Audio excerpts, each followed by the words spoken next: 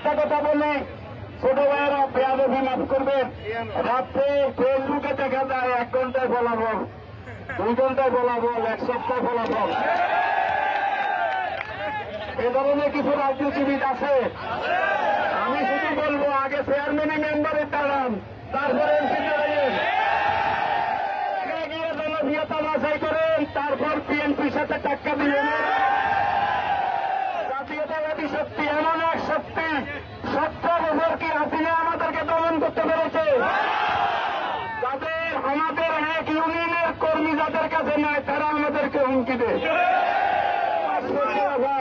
হাসিনার মাথার উপর হাত পাকা করা বলেছে, স্বামীর মাথার উপরে হাত পাকা বলা এখানে কেন আছে?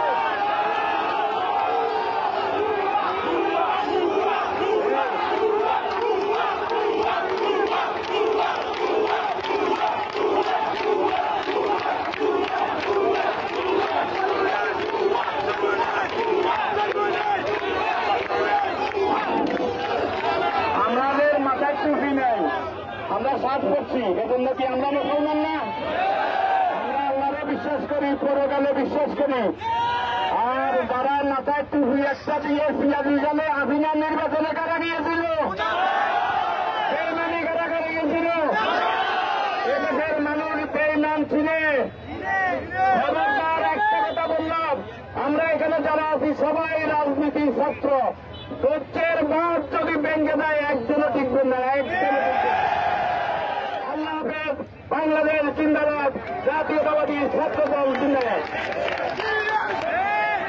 ওই হাসিনার রক্তচক্ষুকে উপেক্ষা করে জাতীয়তাবাদী ছাত্র দল রাজপথে থেকে বুকের তাজা রক্ত দিয়ে এই স্বাধীনতা অর্জন করেছে। তাদের সম্পর্কে বলতে গেলে 1931 সাল থেকে বলতে হয়। 1931 সালে বাংলাদেশের বিরোধী কারা ছিল? রাজাকার। তাদেরকে রাজাকার বলা হতো। আমরা এইসব কথা বলতে চাই না।